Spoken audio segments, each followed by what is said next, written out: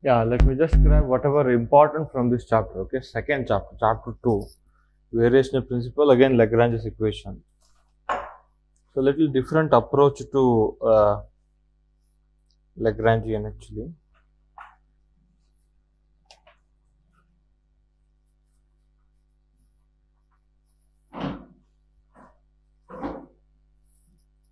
I'm in the chapter 2, I'm just discussing some part here. Okay, I mean, whatever we need for exam, Hamilton's principle.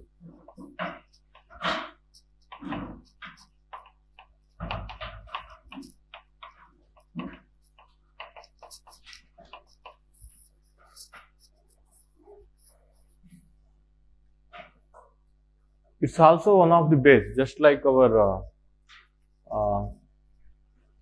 D'Alembert's principle, isn't it? We had D'Alembert's principle, where so from the D'Alembert's principle, we try to avoid constraint, am I right? Constraint forces. Do you remember? According to principle of virtual work, work done by the forces of constraint equal to zero. By that one, we could able to eliminate forces of constraint, isn't it? Yeah, it's not doing properly. Decreasing.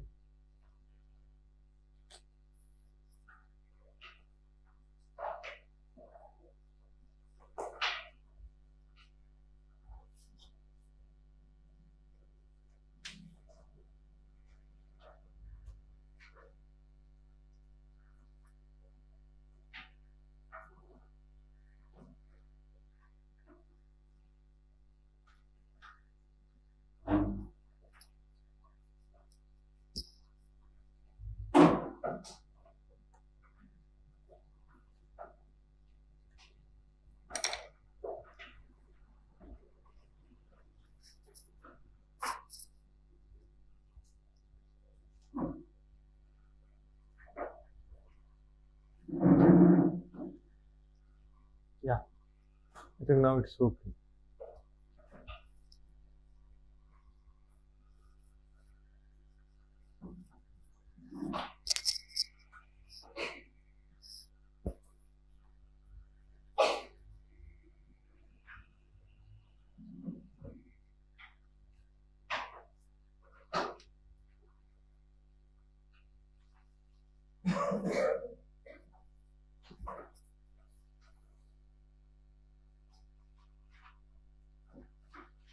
Yeah. So it says the motion of the system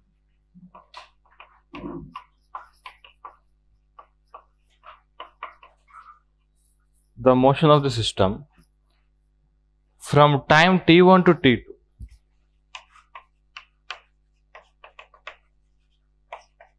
t1 to t2 from time t1 to t2 is such that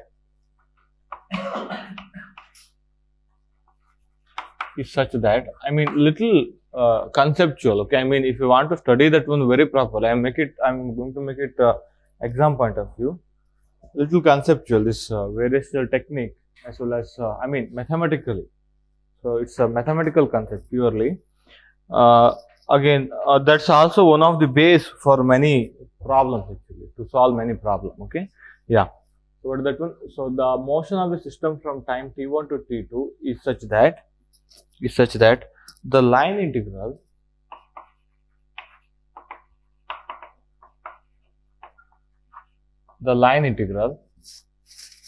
we call that one as action integral.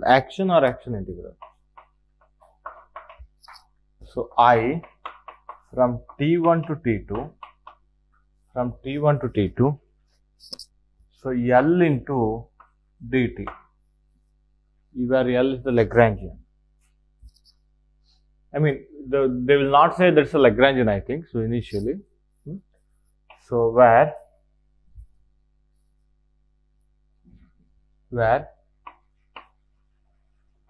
L is equal to t minus v. Is that okay? Where L equal to t minus v has a stationary value. This integral, okay, has a stationary value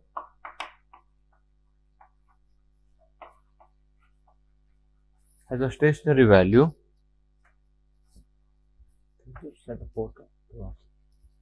Has a stationary value for the actual path of the motion.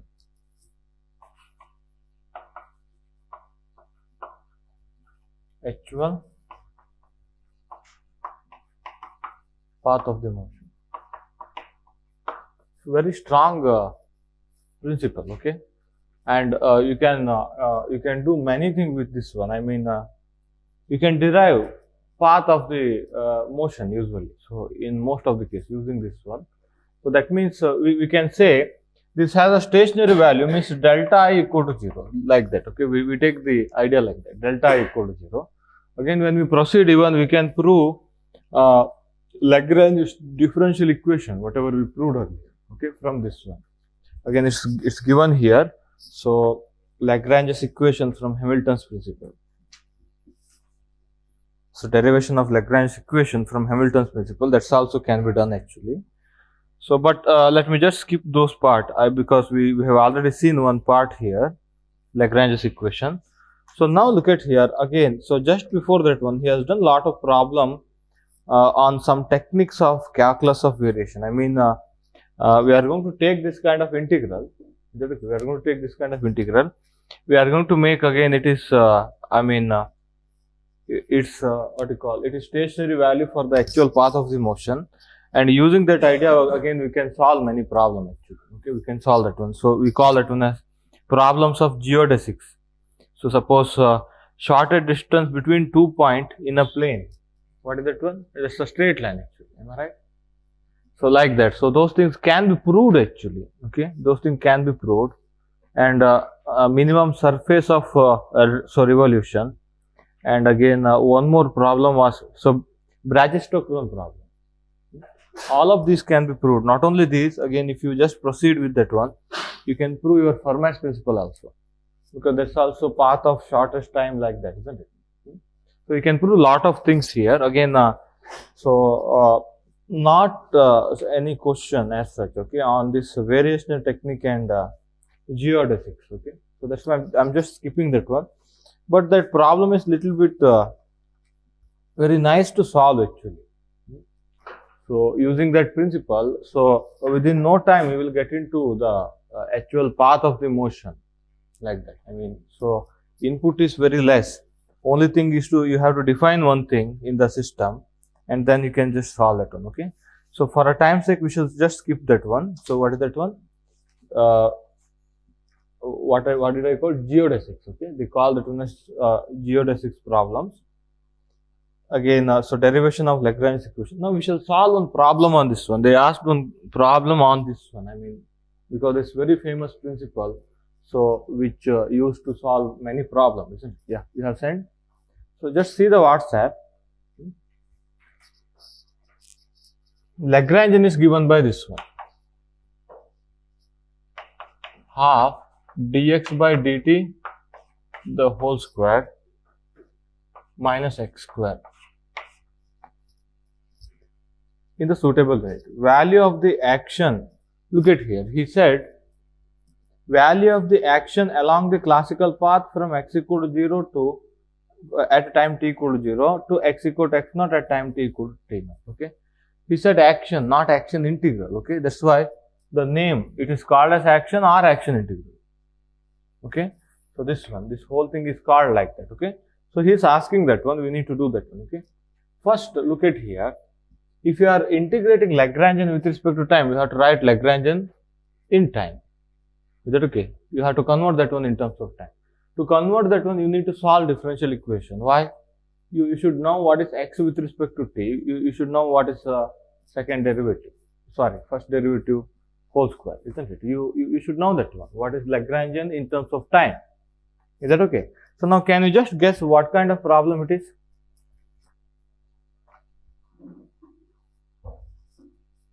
Shall I write like this? Half x dot square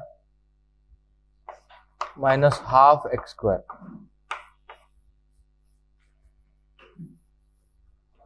If suppose mass equal to 1, omega equal to 1, that is harmonic oscillator, isn't it? It's your harmonic oscillator solution actually. And he has given the value of the x equal to 0 at t equal to 0. Look at here. He has given that condition. X equal to 0 at t equal to 0. Am I right? Look at the condition. So you have to find action along the classical path from x equal to 0 at t equal to 0, x equal to x naught at t equal to t naught. Okay, x equal to 0 at t equal to 0. That gave us one hint. That's the initial condition. Am I right? To solve this differential equation.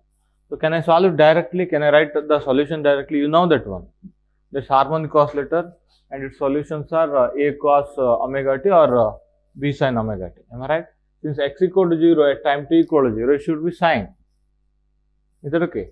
So that's why I can write x of t is equal to amplitude cos omega t. Omega also taken 1 here. Is that okay? I am going to compare this one with half m x dot square. So minus half m omega square x square. Okay, omega is also taken 1 here. So that's why a cos t.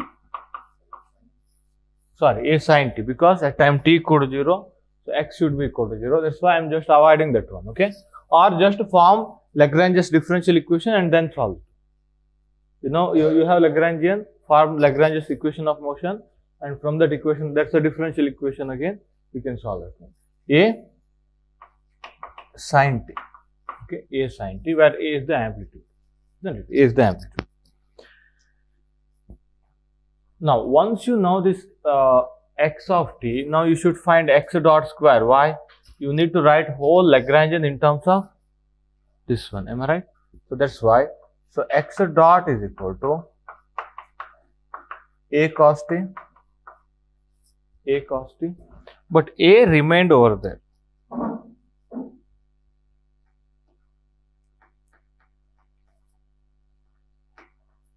A remained over there. Yeah, we shall proceed. We shall see what would happen. Okay, A remained here. Yeah, over. So it's very better to write this step directly, isn't it? Because you need to do that integral actually, and you need to convert something. I mean, you have to convert into x or t. That's why it's very better to so do it like this. Now look at here. So now let me form the Lagrangian. Okay, this was the Lagrangian. Now let me substitute these two over there. Lagrangian is equal to half a square outside. X dot square means sin square t. Cos square t minus sin square t. Can I write like this?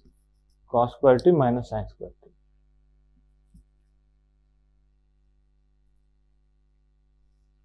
Now, can you integrate this one from a t to t naught?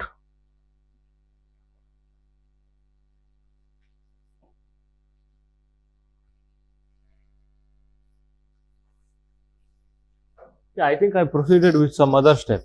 You remember? How? No idea. Again, so 0 to t naught, that's what he said, am I right? 0 to t naught. So a square by 2, action integral, okay, action integral. So cos square t minus sin square t, can I write as cos 2t? You know that one, isn't it? So cos of 2t into dt. Yeah, let me see what is this one, okay, this is my I. Let me see what would happen. Okay, a by 2. What is cos 2t? Minus, integral is sin 2t whole divided by 2, 0 to t naught. Yeah, we shall see. Okay, somewhere I am missing something. A by 4. So sin of, yeah. Okay, a square by 4. Sin of 2t naught divided by 2. Am I right? Sin of 2t naught divided by 2.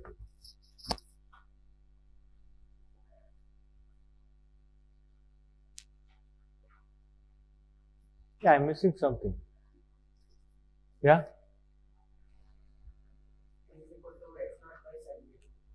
A equal to? Okay, yeah. Okay, I need to substitute this A. Yeah, I need to substitute this A. Yeah, that's correct. Because I need to avoid this A. Because, so isn't it? Yeah, that's correct. At x equal to t, A sine t. Am I right? So when x equal to t naught, look at here. So x at t naught, that's equal to A sine. So look at the option. So look at the option. If you look at the option, you will get the idea, isn't it? Answer is in terms of x naught. Am I right? Or wait a second. Not like this. At t equal to t naught, x equal to x naught. That's what he said. Am I right? That's why I can write x naught is equal to A sine t naught. Yeah, now it is over. Is that okay? A square by 4. A square by 4. What is A square? X naught square by sine square t naught. 4 sine square t naught into sine 2 t naught. Write this one in terms of 2 sine t naught cos t naught. What is this one? So x naught square by 2 x naught square by cos t naught divided by sine t naught will remain. Yeah. So you should have a target. When you see the option, look at here. Yeah. We had A here. Again, you have only equation that left with this one. You need to make use of that one. And you haven't make use of other condition. X equal to x naught when time t equal to t naught. Isn't it? That you have to make use of.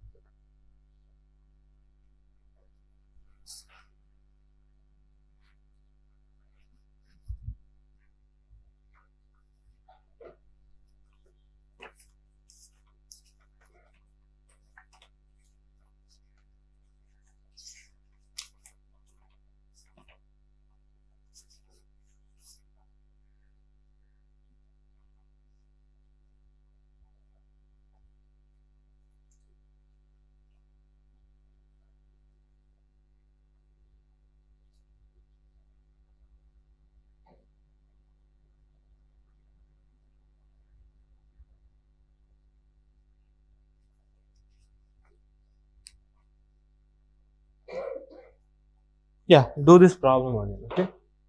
Very simple problem. You should know this one, that this is the action integral, and rest of thing is again just logical steps here and getting into whatever they asked. Is that okay? So this is called as action integral, and that's equal to minimum, or that's equal to stationary for a actual path of the motion. Actual. So what the for the actual path of the motion, that's a stationary value, either maxima, minima, or yeah.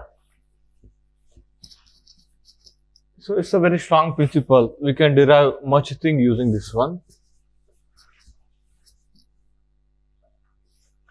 Now let me slowly move on to one more problems. So we can solve. We can extend this one to the problem which has a non-holonomic constraint, and that's actually very nice technique here. So suppose let me get you one example first, then we shall see.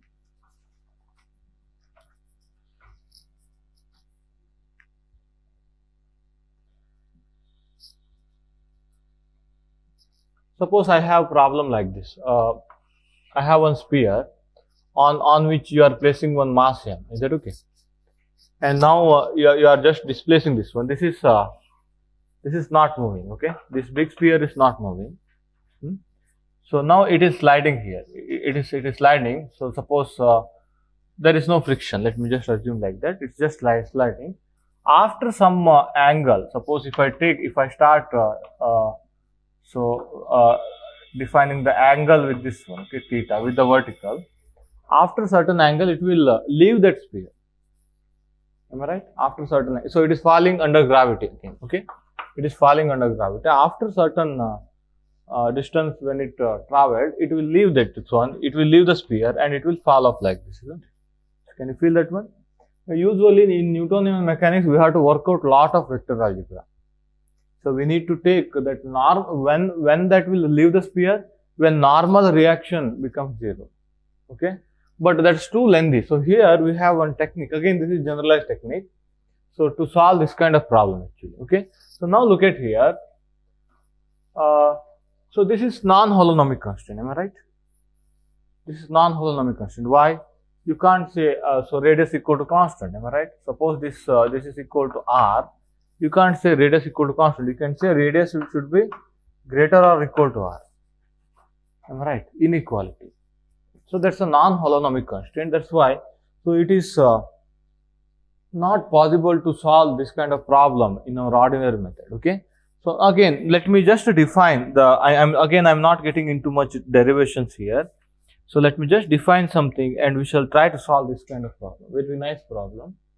And one more thing, using this one, we can find forces of constraint also, where we always try to avoid earlier, isn't it?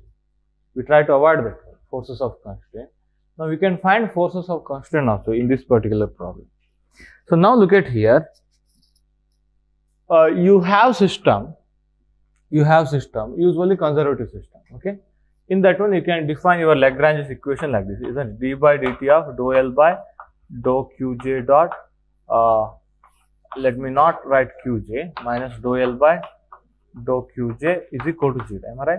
What was your earlier equation? Do you remember? d by dt of, so dou L by dou t by dou Q dot minus dou t by dou Q is equal to Qj, isn't it? Now what I write here is, I am going to split this Qj into two parts. So one is due to constrained forces, other one is due to some conservative force.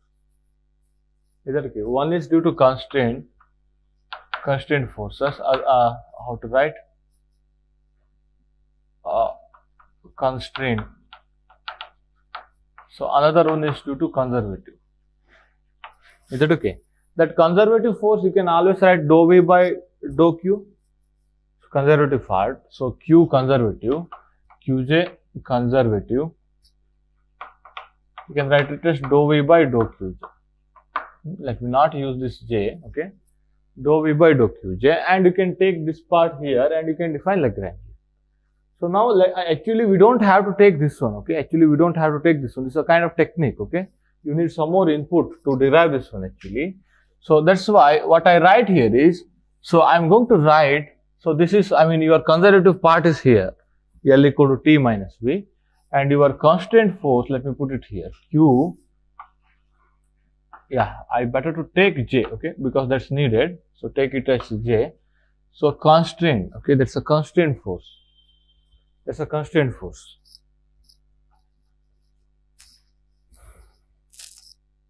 okay. Now next the technique is, we are going to write that constraint force Qj constraint force, so in terms of like this, so summation over alpha equal to 1 to m, alpha is equal to 1 to m. Suppose there are m constraint equation, let me take, there are m constraint equation, is that okay? Let me define this one, okay. Lambda alpha dou f by, wait a second, let me check it out, dou f by dou Qj alpha here. I put that alpha 1 to m, isn't it? So because there are m constraints, suppose there are m constraint equations, okay, I'm assuming, so alpha equal to 1 to m, because there are, when there are m constraint equation.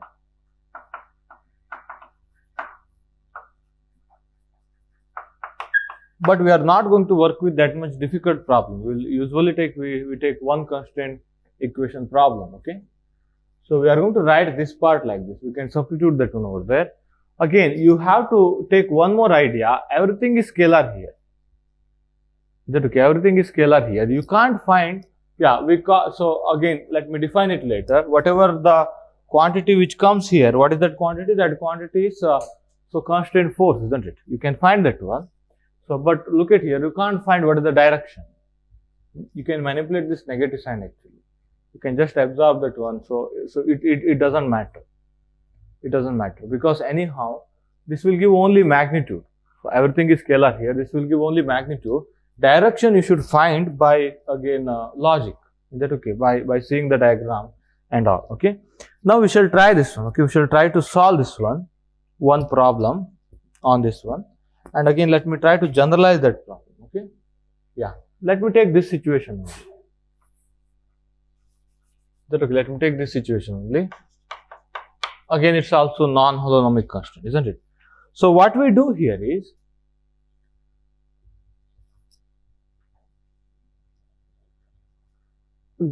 something will make this mass to move on the surface by making this condition R equal to capital R. Am I right? What is that? Again, normal reaction. Are you getting my point?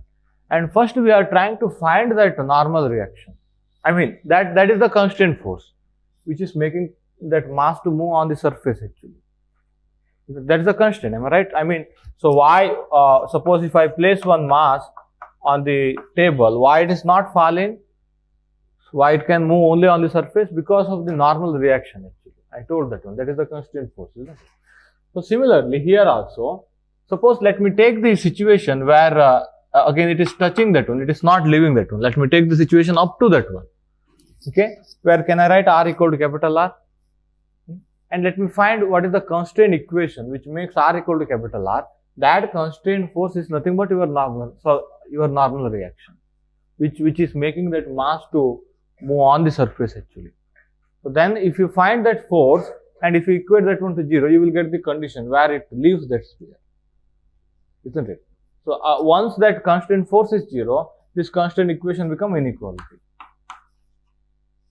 Is that okay? So we shall try to solve that one. Then again you may understand that one. So now technique here is, look at here. Let me take the situation till up to the what you call, how to say,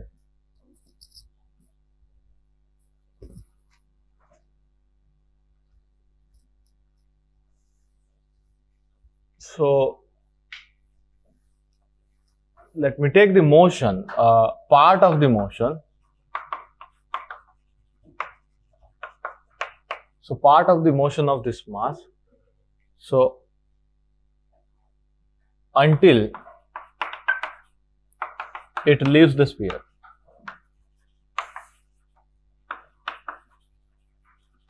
Is that okay? Let me take part of the motion of this mass until it leaves the sphere. Okay, just before that. So now, in that case, R equal to capital R. In that case, R equal to capital R. Or let me, R equal to capital R. Is that okay? R equal to capital R. After that one, R became greater than capital R. Okay. Now let me find what is the constraint force which is making R equal to capital R. That is nothing but normal reaction. Is that okay? That's our idea. Once you find that one, so you can just equate that one to 0 and you can find the condition where it leaves the sphere. Once that normal reaction is equal to 0, it will leave the sphere. It will be no longer touch with the sphere. Isn't it?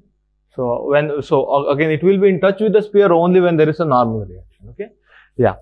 So again, so we can find constant force here. That is the idea. From that constant force, we can find this condition. Okay. Main idea is to find constant force using some method here. Yeah. So now look at here. This is the constant equation corresponds to R. Am I right? This is the constant equation corresponds to R. Let me write this one. F of R is equal to, now look at here. I can write this equation R minus R is equal to 0. Okay, R minus R equal to 0. So that's why so capital R minus R. I can write like this. Capital R minus R equal to 0. It doesn't matter. As I told, one negative sign may be manipulated over there. It will give only scalar quantity. Direction you should find by other method. So now I have only one constant equation. So that's why I'm taking this one is equal to, so R minus R, that's equal to 0. That's my constant equation. Am I right? Constant equation. And only one constant equation. I don't have to put one index alpha to make the summation. Okay. I have only one constant equation corresponds to, again, coordinate R. Okay. Corresponds to r. That constraint is related to r. Am I right? It is restricting r value actually. Okay, that's why. So I have to take this part in this j for r derivative. Is that okay? Now look at here. So now according to this one, what is this one? QR. Shall I write like this? QR constraint that's equal to minus lambda dou f by dou r. Can I write like this? Dou f by dou r. So that is equal to minus plus lambda. Am I right? Dou f by dou r equal to minus 1 plus lambda. Okay. If you take it ulta, you will get minus lambda. That's it. Okay. Again, so you can't find. So what is the direction of the force? That is the meaning. Okay. So now look at here. I am going to substitute this one here. I am going to substitute this one here. So for r part of the equation, how you can write d by dt of. Wait a second. First, I better to define Lagrangian. How do you define Lagrangian? Can I define that one in plane polar coordinate because it's a planar motion? Is that okay? So Lagrangian is equal to half m r dot square plus r square theta dot square. Don't make this r dot equal to 0. Okay, don't make that r dot equal to 0. So minus what is the gravity? mg r cos theta.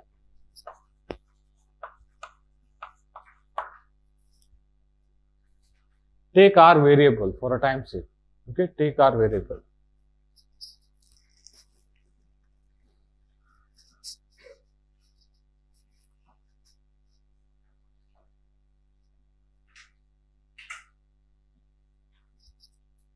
Is that okay? So now look at here. I have r part of the equation, I have theta part of the equation. Am I right? In r part of the equation, d by dt of dou L by dou r dot minus dou L by dou r, that's equal to, I think, let me write minus lambda dou f by dou qj. I have only one constant equation. Sorry, dou f by dou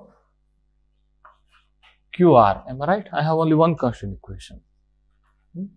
So similarly, for theta part, d by dt of dou L by dou theta dot minus dou L by dou theta is equal to minus lambda into dou f by dou theta. Just observe that one. That was dou f by dou qj. Do you remember? This part, actually it was a summation, but I have only one constant equation. That's why no need to do summation. So shall I write like this? Right hand side. Actually, for holonomic constraint, we haven't written this part actually. Okay, we haven't written this part. And again, we substituted that condition here itself. Do you remember? We put r dot equal to 0. If suppose it continues to be on the surface of the sphere, you can take this constant, you can use that one, and you can find the solution actually. Okay, but we are not taking this one equal to 0. Okay, r dot, you have to keep it as it is. Now you have to form that equation. Form that equation. Half m d by dt of, speak out, m r dot minus m r theta dot square. So 1 minus 1 minus 1 more minus due to derivative minus mg. Sorry. No derivative with respect to theta. 1 minus 1 more minus mg cos theta. Mg plus mg cos theta. That's equal to minus plus lambda. Can I write like this? Because dou f of r I have defined like this. Either plus lambda or minus lambda in that place. Okay. That all depends on how you have taken this one. You can take it ulta also. So no harm. And in this part, d by dt of m r square theta dot, am I right? M r square theta dot. So what is this part? Minus 1 more minus due to derivative m r sin theta, cos theta derivative is sin theta. This is equal to 0 because our constraint equation is not depending on theta. Or there is no constraint on theta. Theta part, theta is variable. That's the meaning. Yeah, mgr sin theta.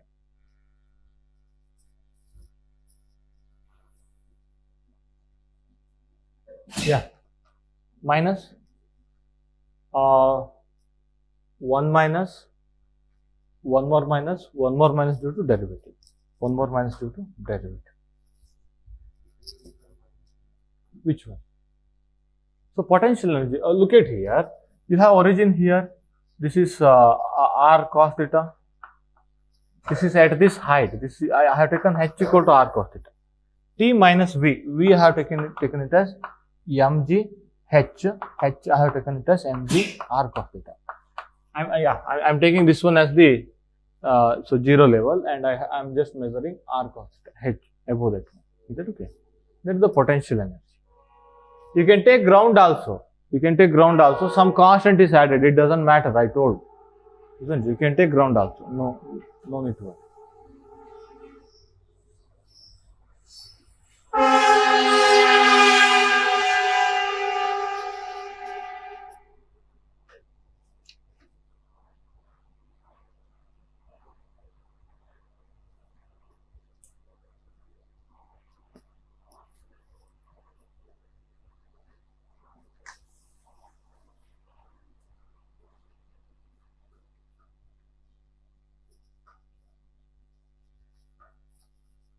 Yeah. Now our aim is to find constant force. Am I right? Our aim is to find constant force. To find constant force,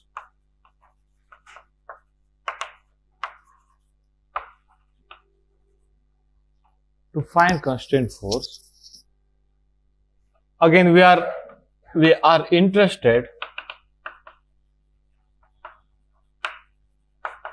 motion up to r equal to capital R.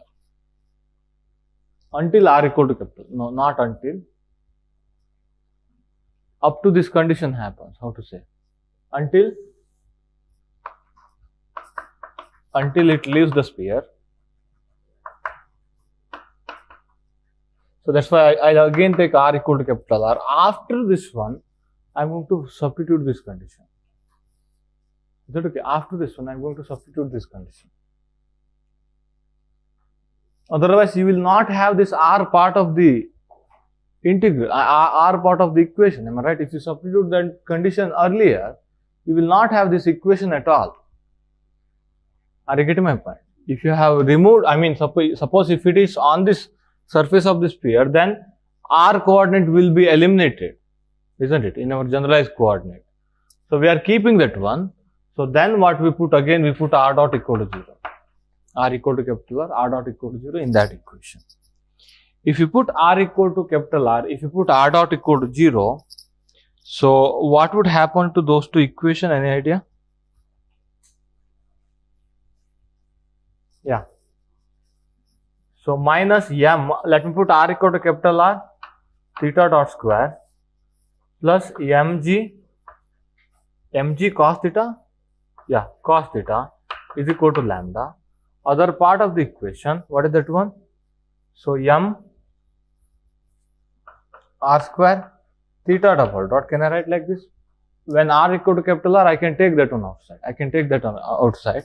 M, so m r square theta double dot minus mg r sin theta is equal to 0. Now you need to solve these two equations.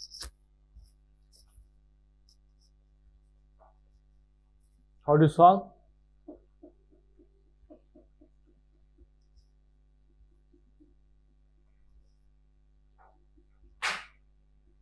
You need to, by somehow, you should be able to write theta double dot in terms of theta dot square. Then you can substitute that one and you can solve that one. Yeah. Is that okay? So we got this condition. Again, so a kind of strange method. I had taken r variable here. Again, I am getting into condition where up to the region r equal to capital R. Is that okay? Because of the non-holonomic constraint, this is happening. Okay. So it's very difficult to argue those things. Again, after forming this equation, again this equation will not exist if r equal to constant, isn't it? That becomes a circular motion. Are you getting my point? So that's why I'm just initially forming that part so that this constraint force exists correspondingly. And then again I'm putting this one. I'm putting this one equal to 0 because that force exists only within this condition. Am I right? That force exists as long as R equal to capital R. So that's why that condition is so true for that one. That lambda, this constraint force that exists as long as R equal to capital R. This part is actually constraint force, isn't it? We have written so QRC here. Do you remember? That part is constraint force. This plus lambda, this is place this part, that is your constraint force, okay? Because this derivative will not introduce anything. One more negative sign, that's it, isn't it? You see, lambda itself is constraint force, okay? Because this part again, this whole answer itself is plus lambda. That's your constraint force. Lambda is constraint force now, okay? Now look at here, it's almost over. We shall try to solve these two equations now. So when we try to solve this one, how do you start?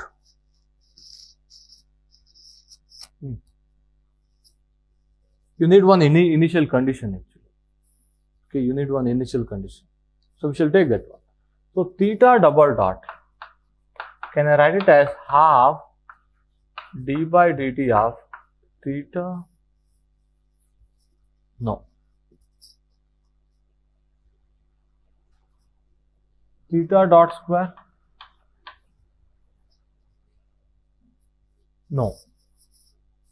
2 theta dot into theta double dot will happen.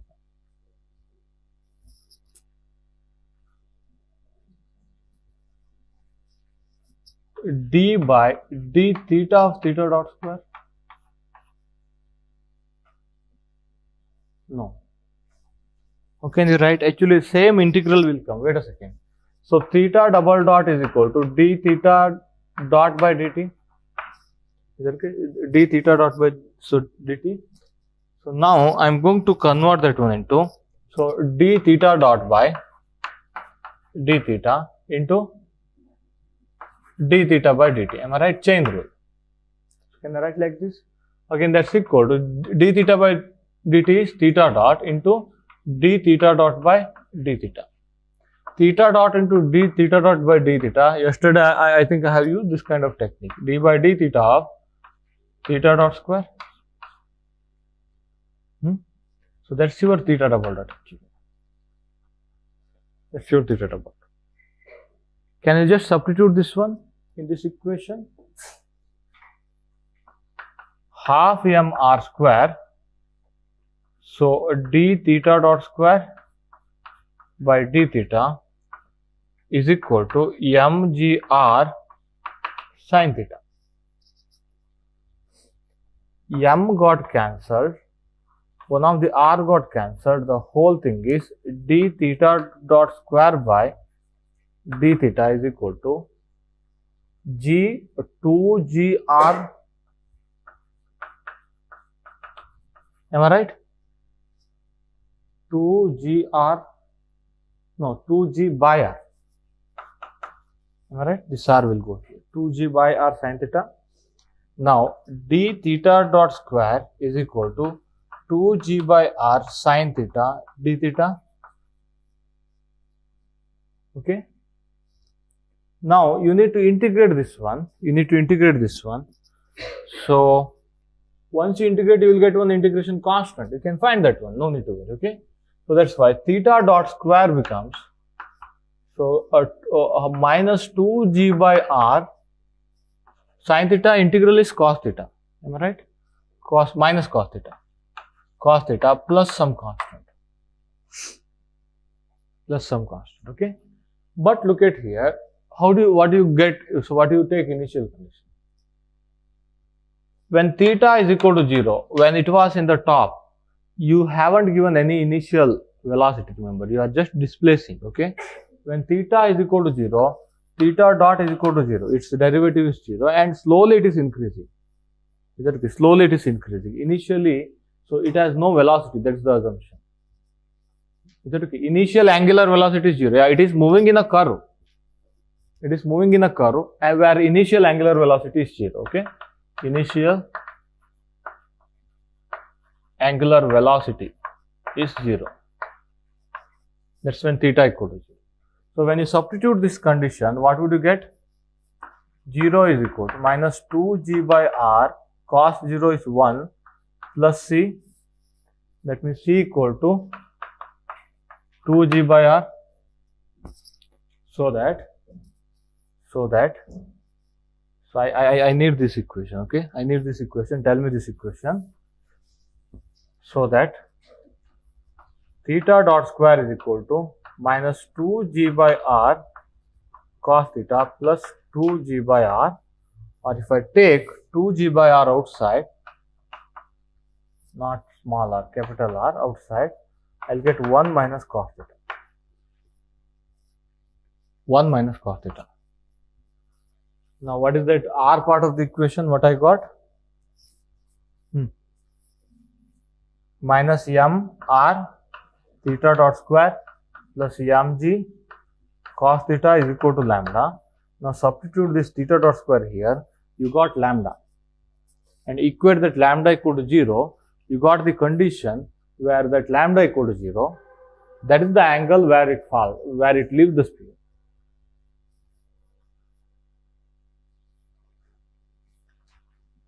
Minus mr multiplied with 2g by r into 1 minus cos theta plus mg cos theta is equal to lambda. So very strange things will happen. Okay, minus m, so 2mgr minus just write down that one. Just write down steps.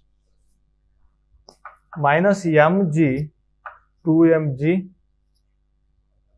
plus 2mg cos theta plus mg cos theta is equal to lambda. Lambda is equal to 3mg cos theta minus 2mg, or if I take mg outside, 3 cos theta minus 2. That is your constant force.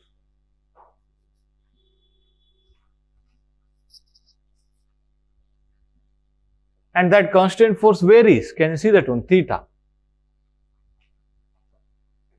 Okay, we haven't had this kind of situation.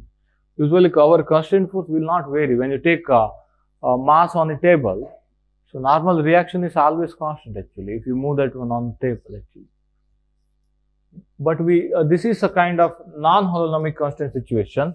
Constant force not only vary, it will, it become inequality. Non-holonomic constant, okay. So now this is our constant force. Actually this is your QR constant force. Okay. So now what is next idea? Equate that one to 0. You will get mg 3 cos theta minus 2 equal to 0. Okay. At theta is equal to theta naught. Let me take that situation like this. Now wait a second. You should know what is this constant force. What is this constant force? This constant force is making this constant r equal to capital R. Am I right? This constant force was making r equal to capital R, that constant. So now this constant force equal to 0, that means r is no longer equal to capital R. When that constant force equal to 0, or you can say this constant force is nothing but your normal reaction actually by the surface. Is that okay? And its direction, what is the direction of this constant force? I told this will not give direction. How do you find the direction? Yeah, if you have this one here, it will be like this in the direction of r cap actually. That's a normal reaction by the surface, am I right? And that constant force, so that is because of this fact that is making this one, that constant force, now that is equal to 0 for some angle. So that constant force equal to 0 at theta equal to theta naught, then it will leave the sphere. Is that okay? So now, mg cos theta naught is equal to 0, 3 cos theta naught minus 2 equal to 0, cos theta naught is equal to 2 by 3, theta naught is equal to cos inverse of 2 by 3.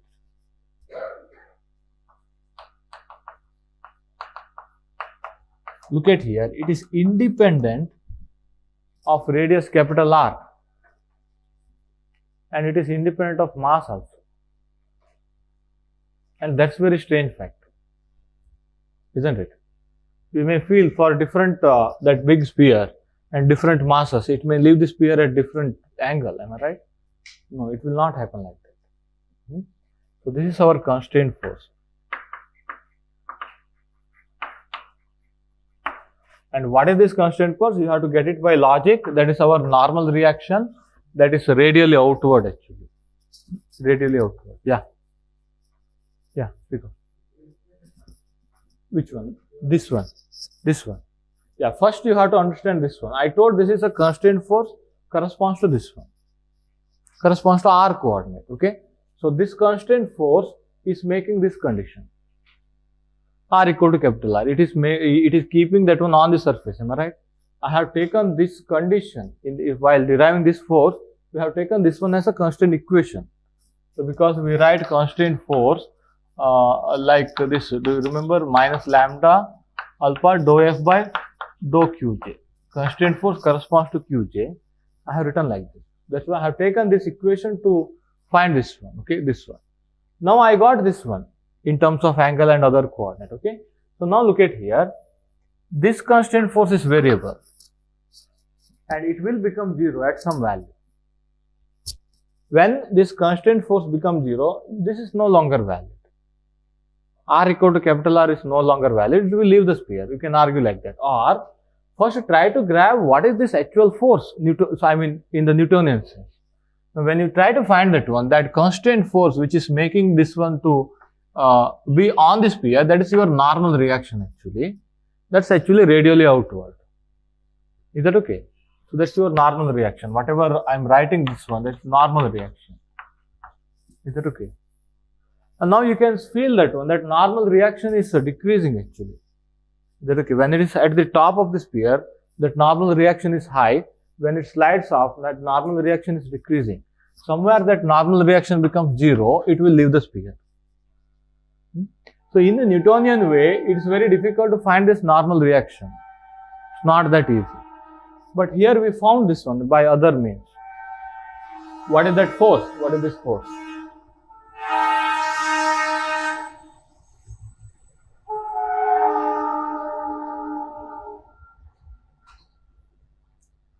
Now equate that one to 0, you will get the condition where that normal force equal to 0.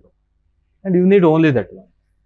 So when you equate this one to 0 at some theta equal to theta naught, you find that theta naught. At that theta naught, what is happening? This force becoming 0. Isn't it? This force becoming 0. Once this force becomes 0, again it will leave the sphere at that position.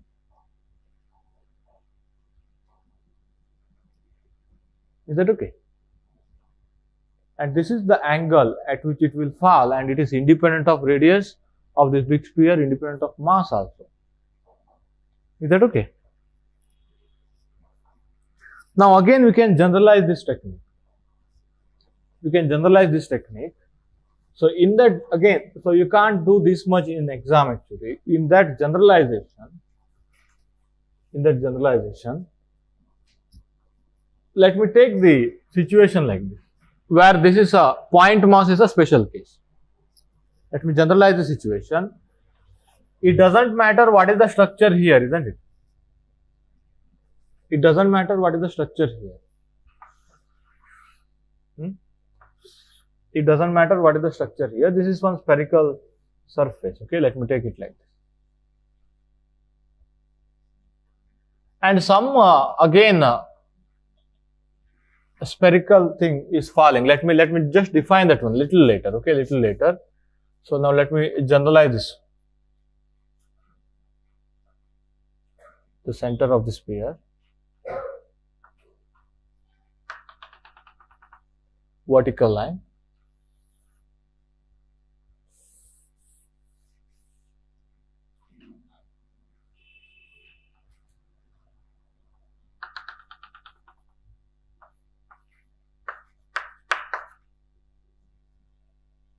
Theta. Now this can be cylinder on cylinder, sphere on sphere, okay, sphere on ring, sphere on disc.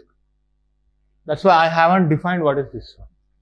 Is that okay? Because you have seen it is independent of the structure of this one actually. So let me just find the last formula. when you just generalize the whole technique, and then you have to now look at here. You have to take a rolling here. Actually, if you take any finite any rigid body, you have to take rolling. I'm just taking pure rolling here. Is that okay? I'm just taking pure rolling. Suppose, for example, so you have one big cylinder on which very small cylinder is rolling. At what angle it will fall off? Okay. Or I have a big sphere on which a ring is rolling. Okay. I'm taking this is rolling. Okay. And this radius equal to A or B. Okay. Let me take this radius equal to B. This radius, let me take it as A, but it doesn't matter. It doesn't matter. We shall show that one. Okay. Only this. Remember, there is no motion of this one. That's why I just made it like this. This will just give one surface to move. Okay. This big sphere will give only surface to move. So now, your ultimate answer is theta is equal to cos inverse of theta naught is equal to the angle with the vertical axis. Remember, they may ask what is the angle with the horizontal axis. Then you have to make it as 90 minus theta. Okay, be careful. Whatever we derive, that's angle with the vertical axis. Okay, it's not exactly vertical.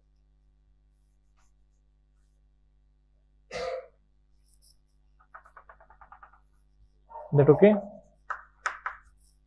Angle with the vertical axis. So angle made by the angle made with the vertical axis at which it will leave the sphere. Again, the same thing. We can derive it like this. So 2 by 3. Of course, for the point mass, you should reduce to that one. Plus moment of inertia of center of mass about center of mass divided by m into b square.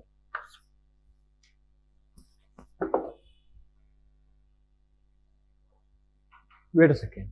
What is this moment of inertia? That moment of inertia, actually, while taking that rolling, we have taken motion of center of mass, motion about center of mass. Am I right? I am talking about motion about center of mass. Suppose if it is a disk, you have to take this axis.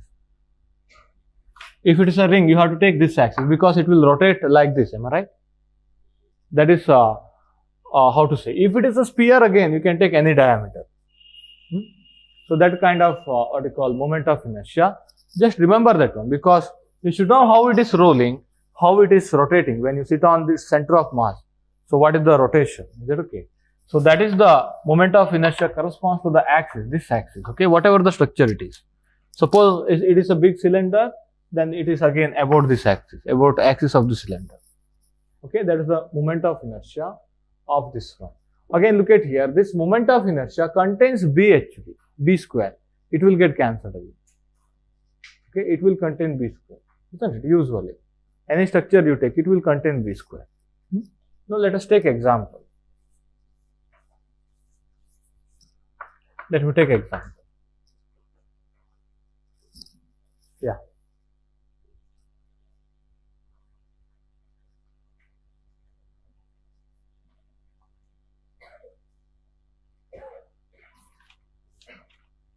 In one TFR exam, they asked this question, but they put wrong option actually. They put wrong option. And I have reference from the book actually. Yeah, let me take 14th problem from Ghostin, okay. A uniform hoop of mass m and radius r rolls without slipping on a fixed cylinder of radius r. You better to make this one as a cylinder, okay, so that you can roll anything on that one.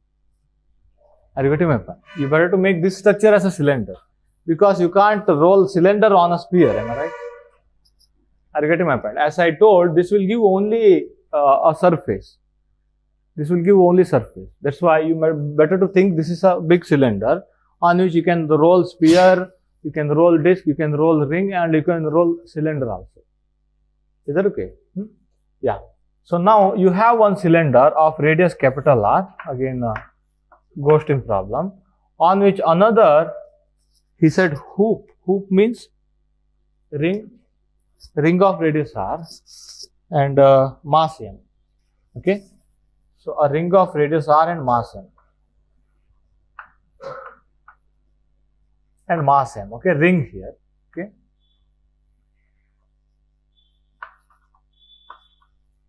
Is that okay? Rolling without slipping. Okay, rolling without slipping on a fixed cylinder of radius capital R as shown in the figure. The only external force is of gravity. Only external force is of gravity. Okay. Now, if the smaller cylinder, okay, he said hoop, then he said smaller cylinder. Hoop means cylinder or ring. In the first sentence, he said a uniform hoop. Why he said uniform hoop? Then in the last sentence, if the smaller cylinder rolls from the rest on the top of the bigger cylinder. Yeah, whatever, we shall define our own problem. Okay. First sentence is hoop. Hoop means ring, am I right? Are you sure? But in the second sentence, the smaller cylinder starts rolling on the rest of, from the rest on the top of the bigger cylinder. Yeah, let me take it as a ring. Okay, whatever. This is a ring. This will give only surface. So let me take this one as a cylinder. Okay, it's a part of cylinder, so that it will give the surface. Okay, and again you can see our last answer is independent of this capital R. This moment of inertia corresponds to this one. Is that okay? So if that is a ring, what is the moment of inertia about this axis? Because I mean, if you take motion about center of mass, it will rotate about this axis. Am I right? So now what is that one? M into R square. So now if I use theta naught is equal to cos inverse of 2 by 3 plus, don't write B, okay, I have taken B here. B role is played by R here. Is that okay? Don't search for B here. Okay, so I mean 3 plus, so M R square divided by I equal to M R square, again M R square.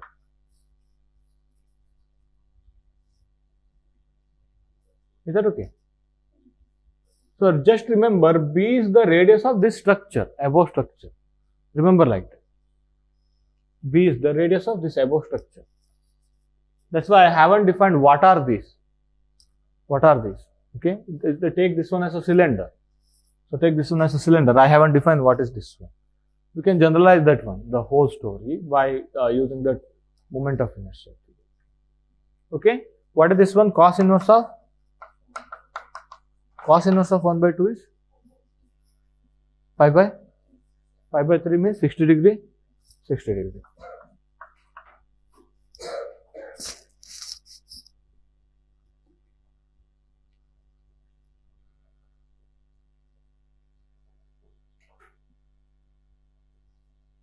Yeah.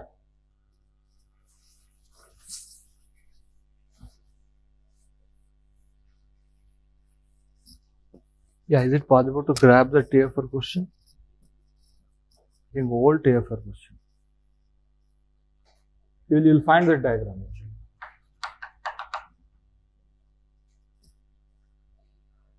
Now let me take our earlier case. Let me take this one as capital R. Now let me take this one as point mass. Okay.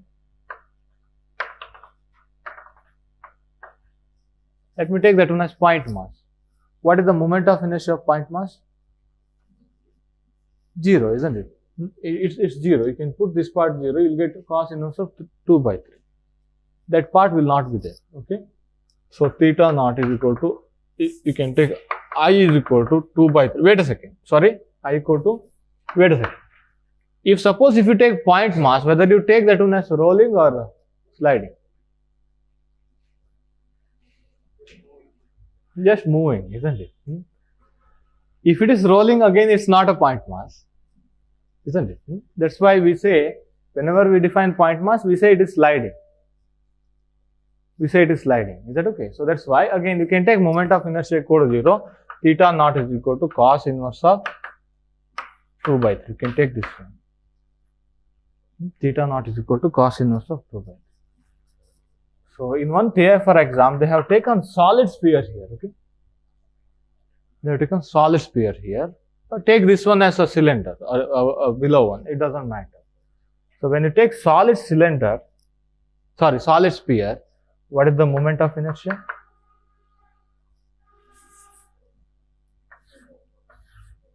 So this is a solid sphere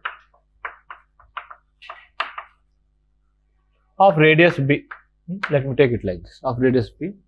So this is of capital R, theta z cap.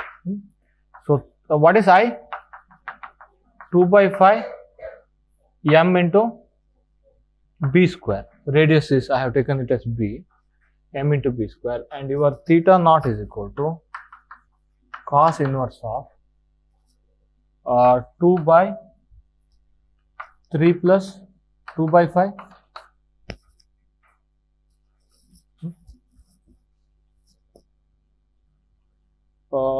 10 by 17.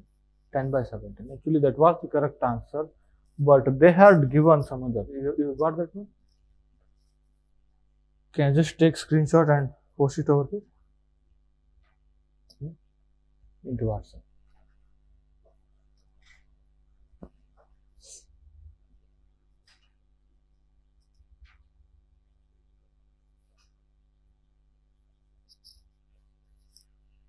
Yeah, they gave wrong option. I think they have evaluated using that option only. But I have a reference from the book.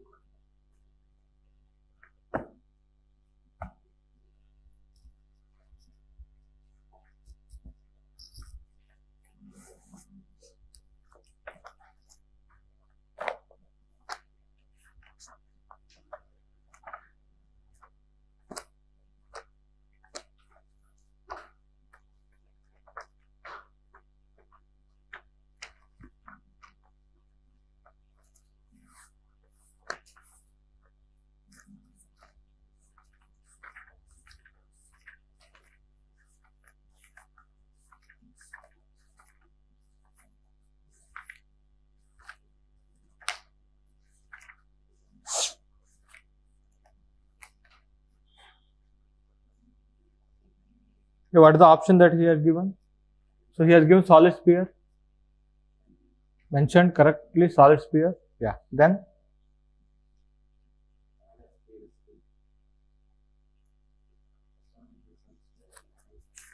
another sphere. A uniform solid sphere S1 of radius small r of mass m rolling without slipping on the top of another sphere S2. The same situation. Okay. Same situation. It doesn't matter what is this one, this structure. This will give only path anyway. Of radius capital R, below one of radius capital R, as shown in this figure. Initially, S1 is rest directly on the top. That was the initial condition we have taken while deriving. Do you remember? So initially, they will define it is at rest directly on the top of the sphere. It will fall under. It will roll down under the influence of gravity. The point of contact P subtends at the instantaneous angle theta from the top. Yeah, we have defined theta in the same way. Okay. Sometimes some people will define theta in the horizontal axis. Then you have to take 90 minus theta. What is the minimum value of theta? So will the sphere lose the contact? What he has given? Cos inverse of 5 by 12. Look at this. We have defined the same theta, and I have reference from book actually.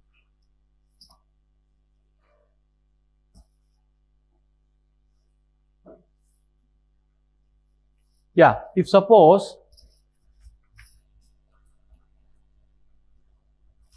find 90 minus sine inverse of 10 by 17. Is that cos inverse of 10 by 17? What does that mean?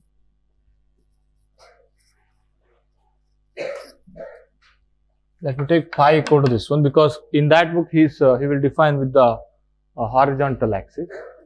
What is this one? How do you find phi minus sine inverse of 10 by 17 is equal to 90 minus pi? 90 minus pi. So 10 by 17 is equal to sine of 90 minus pi. Sorry. Your theta is that one. Okay, your theta he has given this answer, but he defined with the horizontal axis. There should be 90 minus this one. Whatever our answer, that should be like this. What is sin 90 minus theta? Cos theta. Yeah, that's correct. Okay, that's the correct answer. But it's very unfortunate. They will not give that one, isn't it? While announcing the result in TF for exam. Who has written? Have written TF for exam? So TF for exam. TF for exam.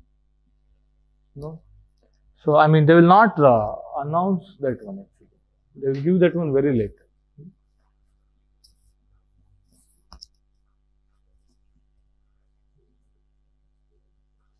And there is no option for arguing also.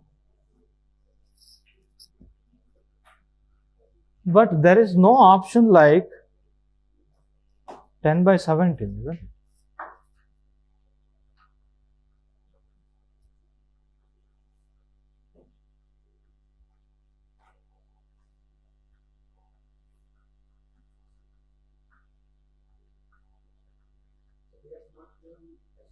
Is at rest.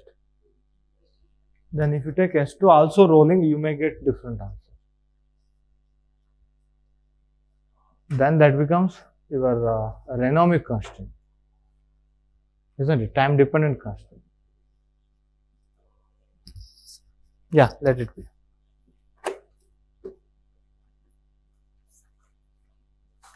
But he hasn't given S2 is rolling, isn't it? He didn't mention that one. Yeah, let it be. So what's the time? 6:59.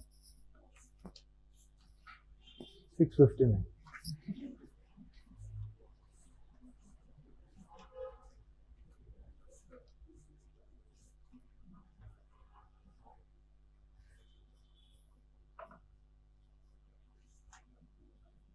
Yeah, actually in Newtonian mechanics, this would be very big struggle to find this one, okay.